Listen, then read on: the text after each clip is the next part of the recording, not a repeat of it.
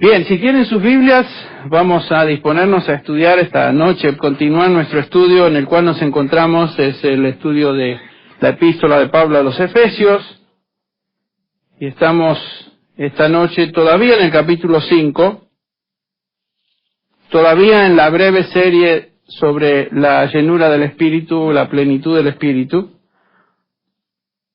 en los versículos del 18 al 21.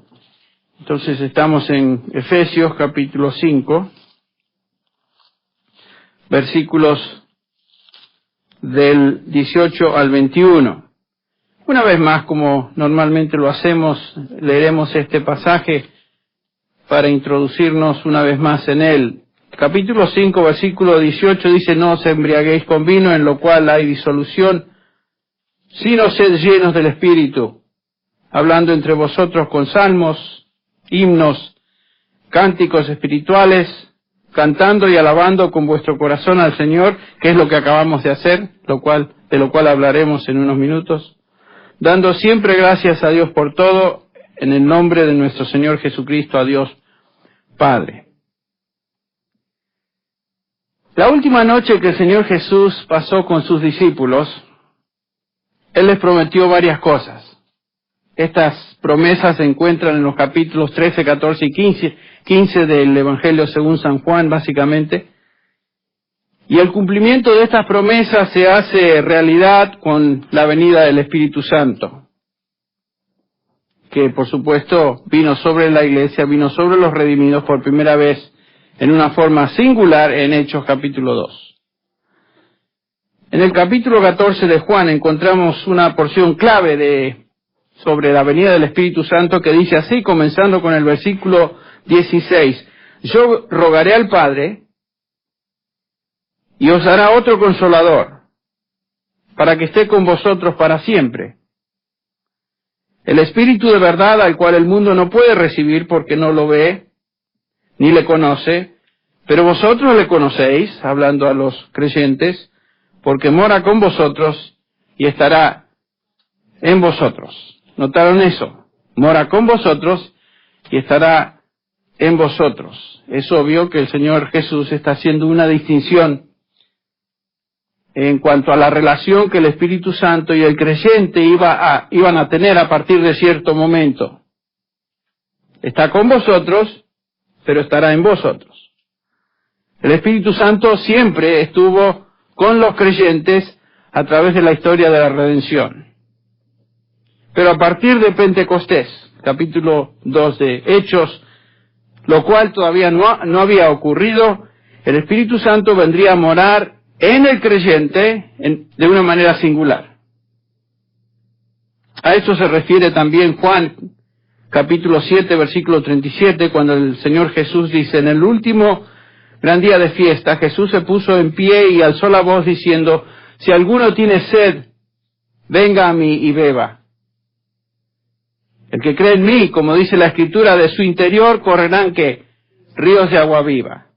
Esto dijo del Espíritu que habían de recibir los que creyesen en Él, pues aún no había venido el Espíritu Santo, porque Jesús no había sido aún que glorificado. Otra vez, la promesa de que el Espíritu Santo iba a venir, que iba a morar en los creyentes. Yo recuerdo la primera vez que leí este pasaje después de haberme convertido, tenía unos 15 años, me llené de gozo porque entendí por primera vez lo que significaba esto, esos ríos de agua viva de los cuales el Señor aquí describe. Ahora, en Juan 14, el Señor promete una herencia eterna a los creyentes. Ustedes recuerdan, en el versículo 2, les dice a los discípulos: en la casa de mi Padre muchas moradas hay, y si así no fuera, yo os lo hubiera dicho. Voy pues a preparar lugar para vosotros. Esa promesa de herencia eterna.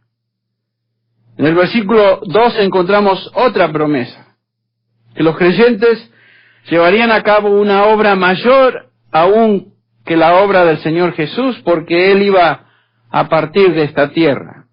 Por supuesto, esta obra no se refería a una obra mayor en calidad, sino en extensión.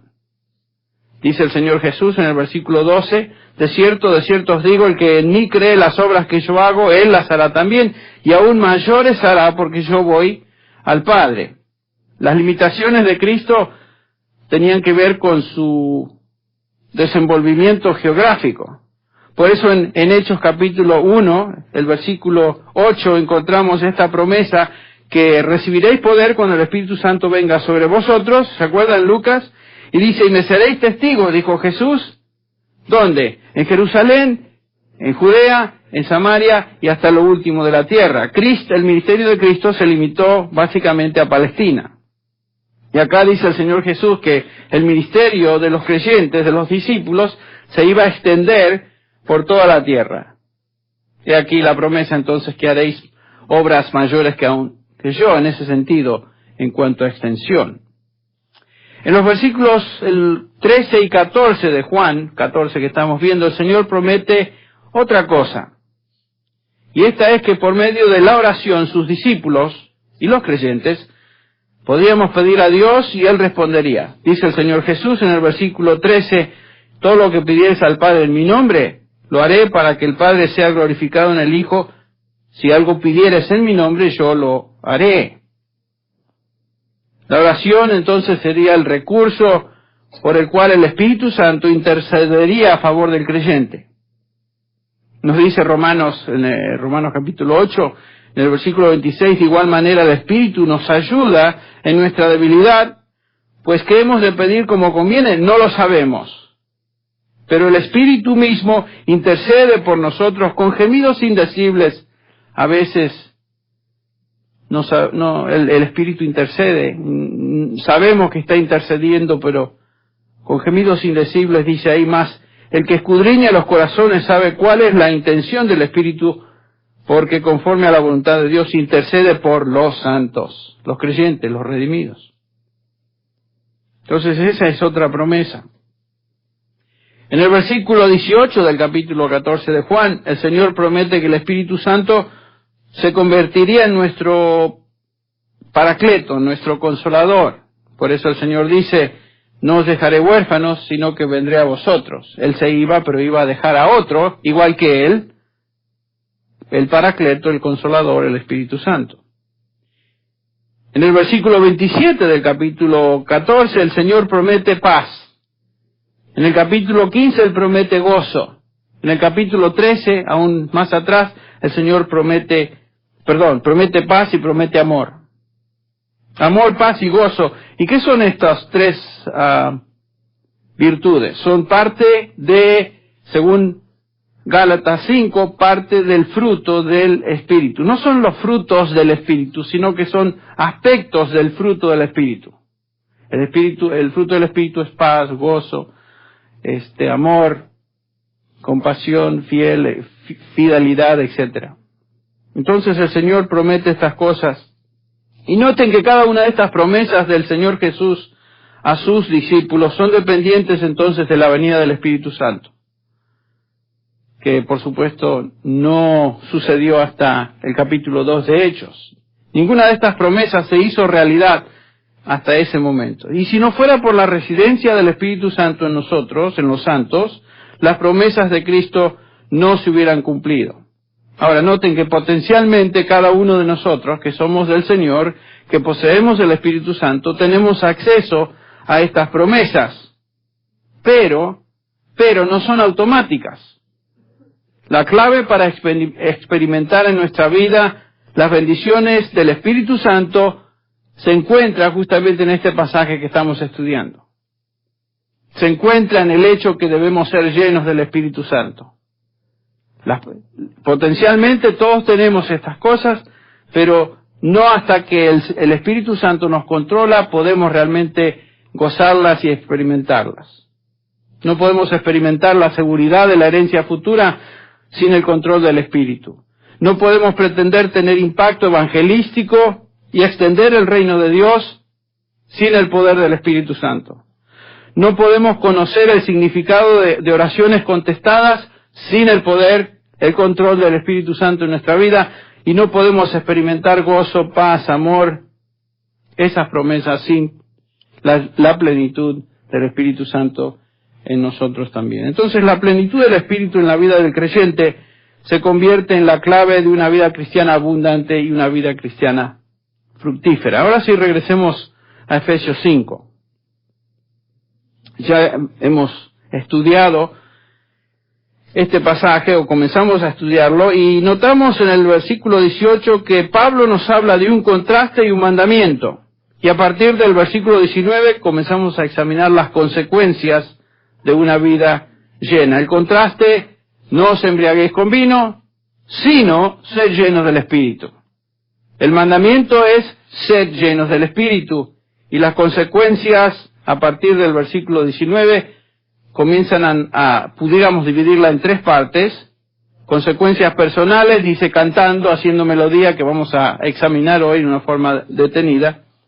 Son personales. Consecuencias para con Dios, siempre dando gracias, versículo 20, y consecuencias para con otros, versículo 21, sometiéndoos unos a otros. Entonces notamos que todas las relaciones que un creyente tiene, la relación que él tiene para consigo mismo, su persona, la relación que él tiene para con Dios y la relación que el creyente tiene para con otros, son afectadas y se ordenan en la medida que vivimos y caminamos en obediencia bajo el control del Espíritu.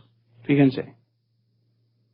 Comenzamos a examinar la reacción personal de la llenura y dijimos que cuando un creyente vive controlado por el Espíritu de Dios, hay una melodía en su corazón. Hay melodía, hay gozo, que se expresa a través del canto, por supuesto se expresa a través de la alabanza, aun cuando las circunstancias, ¿se acuerdan?, son absolutamente adversas. El caso de Pablo y Silas, allá en el capítulo 16 de Hechos, cuando leemos que después de haberles azotado mucho, los echaron en la cárcel mandando al carcelero que los guardase con seguridad. Querían estar seguros de que estos no se escapen. El cual, recibió este mandato, los metió en el calabozo de más adentro. Fíjense lo que dice ahí. Y les aseguró los pies en el cepo. Querían estar seguros que estos dos lieros no iban a causar más líos, según ellos. Fíjense lo que dice. Pero a medianoche, orando Pablo y Silas, cantaban himnos a Dios. Traten de imaginar la situación de estos pobres hombres. Habían sido azotados, habían sido maltratados, echados en un calabozo oscuro. Sin duda estaban cansados, sin duda estaban doloridos, sin duda estaban hambrientos, sin duda tenían sed. Y este cepo no es esos cepos que simplemente le ponen acá. Le extendían las piernas, se las abrían y las ponían ahí al extremo, de tal manera que estaban en una posición absolutamente insoportable. Ese era el cepo. No era como los presos de hoy, que tienen televisión, tienen su cuarto para hacer ejercicios, tienen sus entretenimientos, ¿qué tienen? Teléfono, de todo tienen. Es que, imagínense, ni comparación. Y sin embargo, Pablo y Silas dice que cantaban himnos al Señor. ¿Por qué? Porque estaban siendo controlados por el Espíritu de Dios. Porque la plenitud del Espíritu, la llenura del Espíritu, no tiene absolutamente nada que ver con las circunstancias externas, ¿ven? Puede haber aflicción, puede haber tribulación, pero también puede haber en la vida de un creyente alabanza, agradecimiento y aún gozo. Imagínense. No quiere decir que estaban a las carcajadas. No. Estaban sufriendo, pero había gozo en el corazón, por eso cantaban. Ese es fruto de ser llenos del Espíritu. Es lo que este pasaje nos está enseñando. Ahora hicimos algunas preguntas en cuanto a este canto de alabanza. ¿Entre quién cantamos? La primera pregunta que hicimos: ¿de dónde procede el canto? ¿Cómo cantamos? ¿Y a quién cantamos?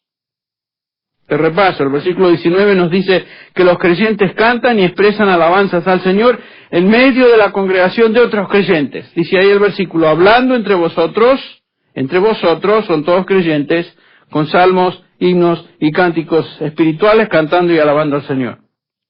Lo que está diciendo este pasaje es que nuestra melodía, que es el resultado de una vida llena del Espíritu, es alabanza que se expresa en el contexto de la comunidad, cristiana, en el contexto de la comunión de otros creyentes.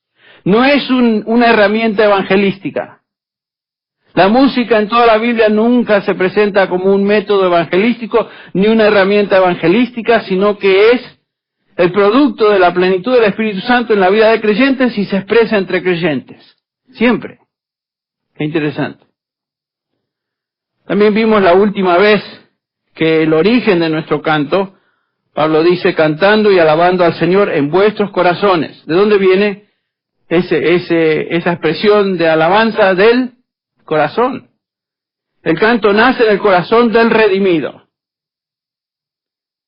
Si la melodía no está en el corazón, dijimos, de nada vale cantar. Y a veces, desafortunadamente, tristemente, cantamos como robots, como si fuéramos robots, que se prende un switch y ahí estamos, pero ni siquiera estamos prestando atención a lo que cantamos. ¿No les pasa de vez en cuando? Sí, no me miren con cara así de que nunca les pasa. Por supuesto que nos pasa de vez en cuando a todos. El punto importante es el corazón.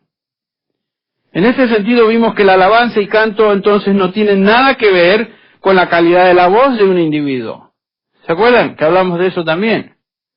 Uno puede ser un cantante pésimo, un creyente que realmente no sabe cantar. Y desafortunadamente está lleno la iglesia de creyentes de ese estilo. No en la nuestra, por supuesto. Pero puede ser una persona que aunque no sabe cantar, rebosa de alabanza. Y ustedes recuerdan el ejemplo que les di del hermano Favarés. ¿Se acuerdan del hermano Favarés?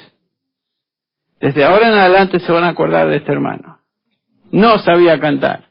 Era para taparse los oídos. Pero el hermano se paraba y daba gusto cantar con él porque cantaba con todo el gozo de su alma y su corazón. Daba gusto cantar con él. El punto era su corazón. Entre paréntesis, la música que realmente tiene valor eterno es la música que expresa alabanza a Dios. Esa tiene valor eterno. La música del mundo se acabará. La música que escuchamos por ahí procede del mundo, algún día terminará.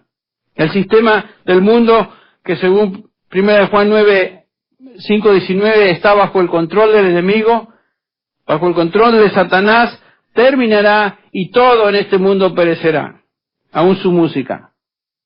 Por ejemplo, leemos en Apocalipsis 20, Juan habla de Babilonia, que representa por supuesto el sistema mundial final de este mundo, la última estructura y sistema cosmos mundial controlado por Satanás. Nos dice en el versículo 21, entonces un ángel poderoso tomó una piedra como una gran piedra de molino y la arrojó al mar diciendo, así será derribada con violencia Babilonia, el sistema mundial político, social y económico, la gran ciudad, y nunca será hallada. Y el sonido, escuche bien, el sonido de arpistas, de músicos, de flautistas y trompeteros no se oirá más en ti. Se acabó. Se acabó la milonga. Se acabaron los tangos. Se acabaron las cumbias. Terminó todo. Se acabó. ¿Saben ustedes que nunca va a haber música en el infierno? Aquellos que dicen que quieren irse al infierno porque se van a reunir con sus amigos pensando que ahí van a divertirse y cantar y quién sabe qué otras cosas, no saben lo que están diciendo, ni idea tienen a dónde van. No va a haber un sonido ni ninguna melodía por la eternidad en ese lugar que llamamos infierno. Se acabó la música. En contraste, la Biblia nos enseña categóricamente que los redimidos expresarán cantos de alabanza por toda la eternidad. Ahí sí hay música. En el cielo hay música. Dios inventó la música.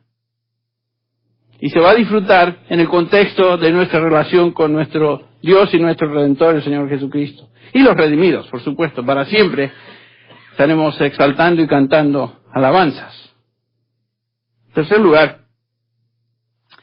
ahora examinamos la pregunta, ¿a quién cantamos? Bueno, es fácil de ver La respuesta a esta pregunta en el versículo 19 dice claramente, alabamos y cantamos al Señor, es a quien cantamos. Toda la música de los redimidos debe ser expresada a Dios, toda. Cuando cantamos en la congregación, como lo hicimos esta noche, ya sea como parte de alabanza general, congregacional, como lo hicimos, o como parte de un grupo musical, aún los domingos, o como miembros de un coro, como lo estamos experimentando y viendo en estos días, el coro de nuestra congregación, o como solistas o como lo que sea. Siempre cantamos a Dios. El canto jamás es para que otros nos oigan, o para entretener a la audiencia.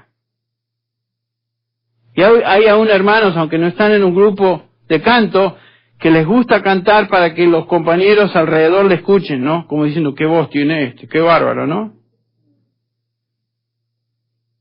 O para que alguien admire nuestra voz. El canto siempre se enfoca en el Señor porque siempre cantamos para Dios. Él es nuestra audiencia. Él es nuestra audiencia. Nunca el canto es para simplemente confortarnos con las palabras de un canto o la música de un canto. Siempre cantamos con la mira, con el hecho de que estamos cantando al Señor. Cantamos y alabamos al Señor. Eso se nos debe grabar. En 2 Crónicas 5 leemos algo muy significativo en cuanto a esta realidad. Este es el primer servicio, entre paréntesis, después de que el templo de Salomón fue reconstruido. El primer servicio de adoración. Nos encontramos acá en Crónicas. Segunda de Crónicas, capítulo 5, el versículo 12 dice, y los levitas, cantores, Asaf, Enán, Jedutún, y sus hijos y sus parientes, vestidos de lino fino, con címbalos, arpas y liras.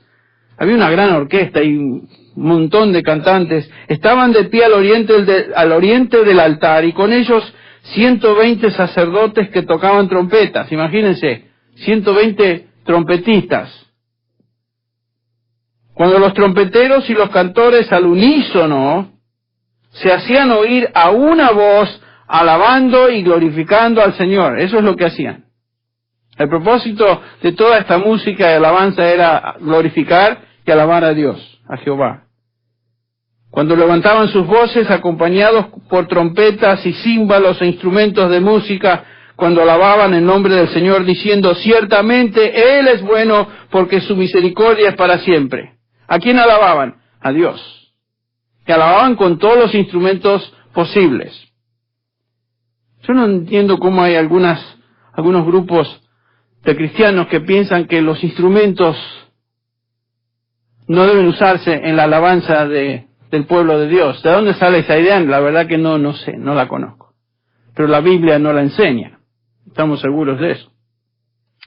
Entonces la meta de toda música, así como la meta de todo lo que hacemos para el Señor, es su gloria. No tiene nada que ver con nosotros. No tiene nada que ver con nosotros. Nosotros nos damos demasiada importancia, ¿me entienden? Cada uno de nosotros nos creemos muy importantes. Especialmente si se nos pide que cantemos un solo, o se nos pide que cantemos algo en un grupo. Qué importantes somos, ¿no? No tiene nada que ver con nosotros. Absolutamente nada que ver. Es para su gloria. Es triste ver cuántos de los que quieren cantar, y ahora sí estoy hablando en general, no estoy refiriéndome a esta congregación y sinceramente se los digo, o aquellos que quieren servir y entre a veces personas que quieren enseñar y que quieren hacer algo en la iglesia, lo hacen por vanagloria, lo hacen con motivos egoístas para elevarse a sí mismos. Y esto Dios siempre rechaza. Dios no acepta ese tipo de ministerio, si es para hacerse ver. La Biblia nos dice que su gloria, Él no comparte con nadie. La gloria de Dios es de Él y de nadie más. Que se nos quite de la cabeza esa idea de que de alguna manera hemos llenado ciertos requisitos que nos hacen favoritos de Dios, de alguna manera. Su gloria Él no comparte con nadie. Hay un solo digno de alabanza, un solo digno de gloria, y ese es el Señor. Juan Sebastián Bach, indiscutiblemente uno de los más grandes compositores de música en el mundo, si no el más grande, no sé, no podríamos decir, definitivamente uno de los principales. Dijo que el objetivo de toda música es la gloria de Dios. El objetivo de toda música es la gloria de Dios. Y vivió para esa meta. Todos sus himnos, todas sus composiciones fueron dedicadas sola y exclusivamente a Dios, para su gloria. Y como resultado de eso, millares de cristianos a través de la historia hemos disfrutado y hemos sido bendecidos y continuamos siendo bendecidos por esa música, ¿no es cierto? Por supuesto. El efecto continúa. No sé si ustedes tienen piezas de Juan Sebastián Bach. Si no las tienen, compren música de él, porque realmente es para que se les salga a uno carne de gallina. Noten algo, que la música que honra y exalta a Dios siempre bendice a su pueblo. Siempre. ¿Cuánta música hoy, aún en el nombre de Cristo, en el nombre del cristianismo, no exalta a Dios? No revela la verdad de su palabra. Y por lo tanto no tiene ningún impacto espiritual en la vida del pueblo de Dios. Muchos de los coritos y composiciones cristianas no son más que expresiones de sentimentalismo personal, matizadas con palabras cristianas, pero con una teología superficial y a veces pésima. Y realmente ese tipo de expresión musical y de alabanza no tiene impacto espiritual en la vida del pueblo de Dios, no puede tenerlo. No solo las palabras de una composición cristiana son importantes, sino también la melodía, ¿saben? No es cuestión de ponerle a una música pero rock and rollera de lo más tremenda algún estribillo cristiano y de repente se creen que ya está santificado el rock and roll. No es así. La melodía de una composición que exalta a Dios también tiene que servir como un medio de bendición para su pueblo. Francamente yo no entiendo cómo es que algunos grupos que se supone son grupos cristianos o están compuestos por individuos que se llaman cristianos, cantan y expresan música que causan efectos francamente contrarios a alabar y motivarnos a adorar a Dios. Denigran su gloria, denigran el nombre de Dios.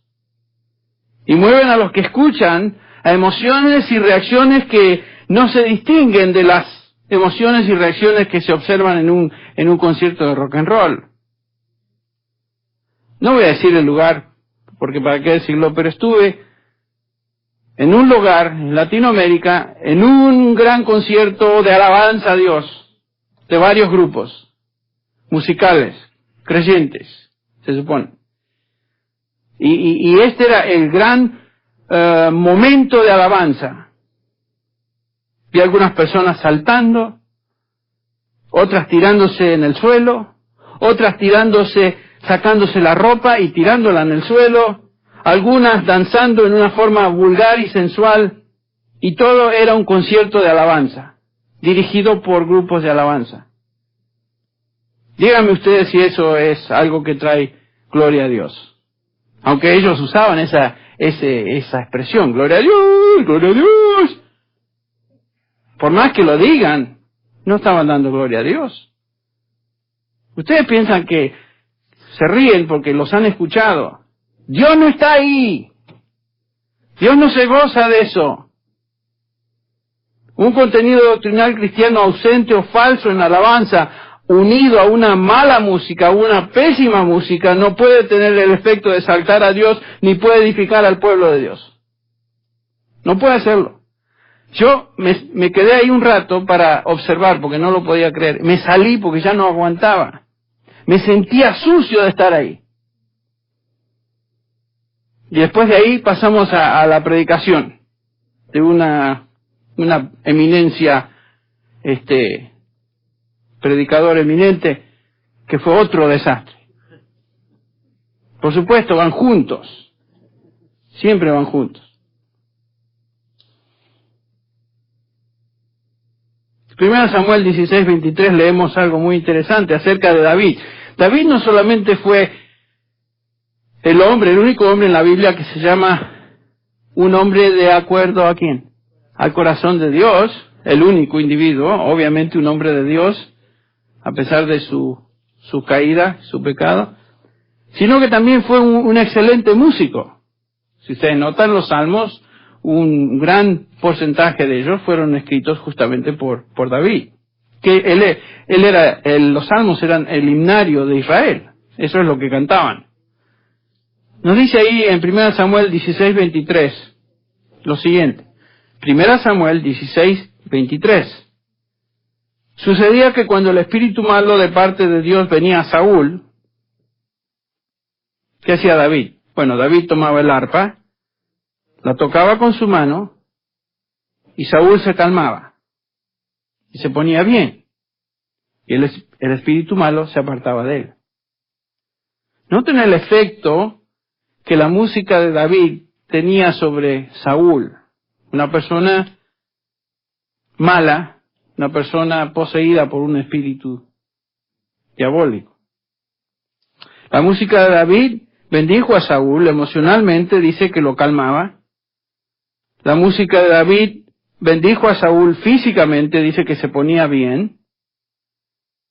Y espiritualmente le afectó también, porque dice que el espíritu malo se apartaba de él. O sea que la música, la melodía, no estamos diciendo que David, ni nos dice nada del pasaje que David le cantaba coritos a Saúl, sino que tocaba el arpa. Y me imagino, como hombre de Dios, tocaba música como expresión de alabanza a su Dios. Se ha demostrado por medio de numerosos estudios, muchos estudios demuestran eso, que la música tiene un efecto poderoso, poderosísimo en la gente. Tiene hasta efecto en las plantas, en las flores. La música puede calmar o puede exaltar. La música puede curar, tener un efecto sanador o tener un efecto contrario, nocivo. Puede hacer sonreír, puede causar ira. La música afecta a los músculos, afecta a los nervios, aún el flujo de los líquidos del cuerpo, sangre y saliva, son afectados por la música. Imagínense. La música tiene efecto en nuestro metabolismo, nuestro ritmo cardíaco, nuestro pulso, etc. ¿Por qué creen ustedes que cuando van al dentista no le ponen rock and roll ahí para que usted escuche? ¿Sabe por qué? Porque los quieren calmar. Quieren que estemos tranquilos. Cuando viene ese señor con su pichicata ahí y una aguja de este tamaño, no quieren que usted salte. Y le ponen una música suave. ¿Por qué? Porque todo está comprobado que la música de este tipo calma los nervios. Hay otra música que causa lo opuesto. Dios es el creador de la música. Pero como todo en este mundo, aún la música fue afectada por la caída. Está hablando del pecado. Ahora, no toda la música, quiero que ustedes me entiendan bien, que yo no estoy diciendo que toda la música que se escucha en el mundo tiene origen satánico, no estoy diciendo eso. No tiene.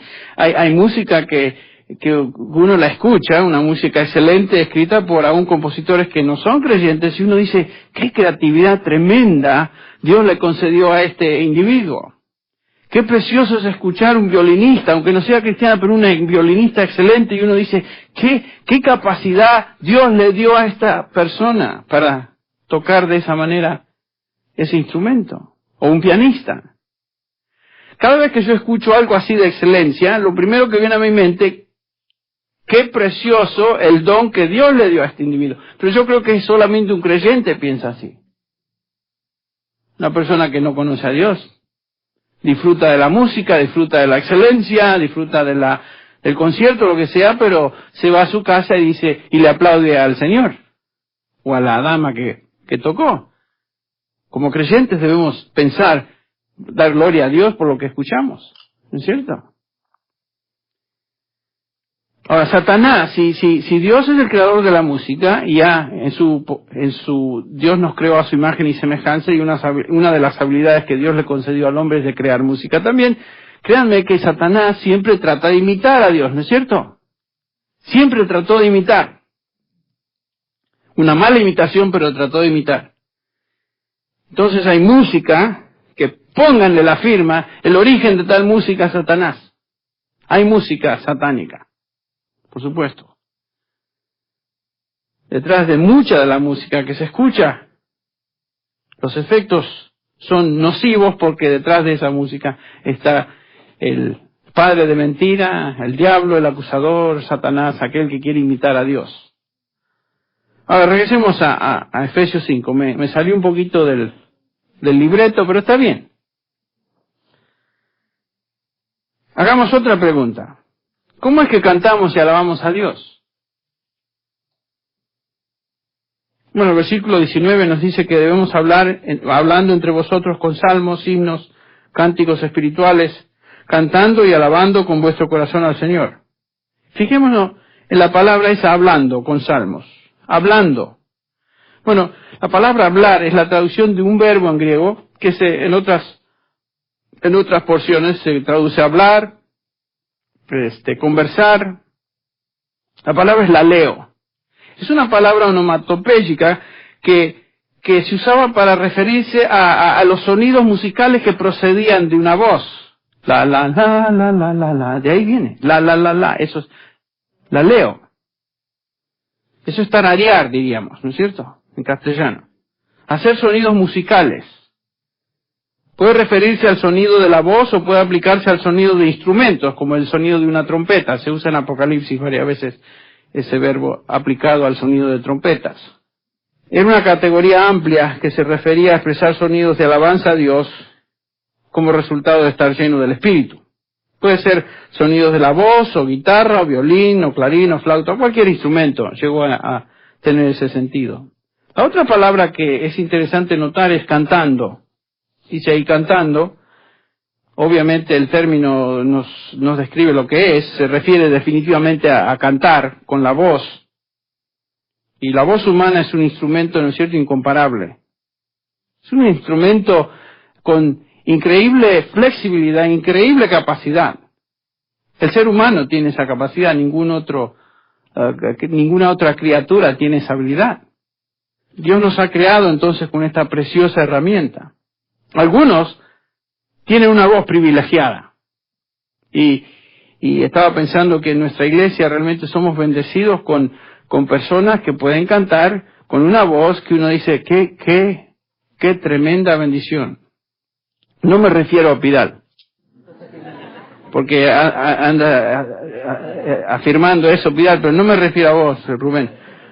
Me refiero a gente como Jubilant Sykes, Diane Brown, Phil Webb, que viene de vez en cuando y nos visita, que eran de nuestra iglesia, están ministrando en otras iglesias ahora. Y aún aquellos que cantan cada domingo, uno dice, ¿de dónde lo sacan? ¿Cómo es que sacan tanta gente con habilidad de cantar como tenemos en nuestra congregación? Increíble. La voz, entonces, es un don de Dios. Que cuando se usa para su gloria, Él la usa para su gloria y bendición de los santos. Y qué precioso es escucharlos, cantar alabanzas a nuestro Dios. ¿No se deleitan ustedes cuando escuchamos a Jubilant cantar? O un Phil Webb.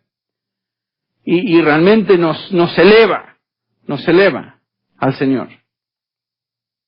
Hablando de alabar, la próxima palabra es alabando. Esta palabra es salo, que quiere decir hacer melodía. Es la palabra donde obtenemos nuestro vocablo castellano salmo. Literalmente quiere decir, ¿saben lo que quiere decir? Quiere decir puntear o jalar o tirar, así como se tiraba la cuerda de un arco. Quiere decir puntear, lo que hace Javier con la guitarra. Eso es. Puntear las cuerdas de un instrumento de cuerda, como la guitarra, el arpa o el instrumento que sea. Eso quiere decir. Y se traduce acá alabar. Con el tiempo llegó a tener el significado de tocar cualquier instrumento. Particularmente en el Nuevo Testamento se refería a un instrumento de cuerda. Pero cuando hablamos de hacer melodía, hoy entonces nos referiríamos a cualquier instrumento usado para producir música. Ahora, ¿qué tipo de música debemos producir? Cuando estamos llenos del Espíritu Santo, ya sea por medio de la voz o por medio de instrumentos. Bueno, dice acá Pablo, salmos, himnos y cánticos espirituales. Esto es lo que debe salir. Esto es lo que debemos producir. Los salmos se refieren a los salmos del Antiguo Testamento. La iglesia primitiva usaba los salmos del Antiguo Testamento como su himnario y cantaban salmos. Y usaban los salmos para expresar melodías a Dios. También se usaba, la palabra salma se usaba para expresar otras piezas, otras creaciones o composiciones. Entonces la iglesia primitiva cantaba salmos. La otra palabra es himnos. La palabra himnos era básicamente canciones de adoración, particularmente en relación a Jesucristo y su obra redentora. Por ejemplo, no sé cuántos de ustedes recuerdan que dijimos que Colosenses 1, los versículos del 12 al 16, muy probablemente era uno de estos himnos que la iglesia cantaba, que Pablo escribe. Dice ahí, con gozo dando gracias al Padre que nos hizo aptos para participar de la herencia de los santos en luz, el cual nos ha librado de la potestad de las tinieblas y trasladado al reino de su amado Hijo. Esto es lo que cantaban los primeros creyentes, en quien tenemos redención por su sangre, el perdón de pecados. Él es la imagen del Dios invisible, el primogénito de toda la creación, porque en Él fueron creadas todas las cosas, las que hay en los cielos y las que hay en la tierra, visibles e invisibles, sean tronos, sean dominios, sean principados, sean potestades. Todo fue creado por medio de Él y para Él. Me imagino que la iglesia cantaba con un tremendo entusiasmo esta verdad de la palabra de Dios. Era un himno. Era un himno. Finalmente, cánticos espirituales. Otro producto de estar lleno del Espíritu Santo. Estos se referían a un amplio número de canciones de testimonio. Y cánticos que expresaban verdades espirituales específicas, por supuesto reveladas en la palabra de Dios, o por tradición reveladas a través de los apóstoles y verbalmente a aquellos que habían aprendido la doctrina apostólica. Bueno, es obvio entonces que un cristiano lleno del Espíritu Santo va a expresar por medio de melodías y cánticos su gozo y adoración a Dios por todo lo que Él es, lo que Él ha hecho y particularmente su obra redentora a través de Jesucristo. La iglesia se expresa a través de melodías y se expresa a Dios, adorando a Dios, haciendo énfasis en estas verdades. Quisiera terminar con unas simples preguntas. Mi hermano y mi hermana, y yo me las hago a mí también. Cuando participamos en la adoración musical, ya sea que estemos enfrente dirigiendo o conduciendo a la congregación, o como un miembro del grupo de adoración en la iglesia, o como un miembro de la iglesia, simplemente cantando y elevando con la voz que el Señor nos dio alabanzas a Dios, ¿estamos conscientes de lo que estamos haciendo en ese momento? ¿O estamos simplemente repitiendo, poniendo algo en automático ahí? Porque ya sabemos más o menos el tono. ¿Estamos prestando atención en las palabras que cantamos? ¿Es tu canto la expresión de un corazón controlado por el Espíritu de Dios, adorando a Él? ¿Qué es lo que nos motiva a cantar? ¿Por qué lo hacemos? Y como dijimos, si no es del corazón, a veces es mejor callarse la boca entonces. Espero que este breve estudio, esta breve meditación sobre lo que es la alabanza nos ayude a tomar conciencia de lo que hacemos aún en nuestra música, en nuestros cantos, y estoy muy agradecido al Señor realmente por por aquellos hermanos que Él nos ha concedido en esta iglesia con habilidad musical. Hagamos todo para su gloria. Vamos a orar. Gracias te damos, Señor, por esta meditación de tu palabra sobre lo importante de la alabanza, la melodía que surge, Señor, de corazones redimidos. Gracias, Señor, por el testimonio de hermanos que han sido transformados por tu gracia y a través de su música en la historia de la redención han y continúan produciendo música que te exalta, palabras que exaltan tu verdad. Gracias, Señor, por el don de la música. Gracias por la habilidad que nos diste. Gracias, Señor, por habernos dado un canto nuevo desde el momento que fuimos redimidos. Acepta nuestra alabanza y adoración en esta noche, lo pedimos en el nombre de Jesús. Amén.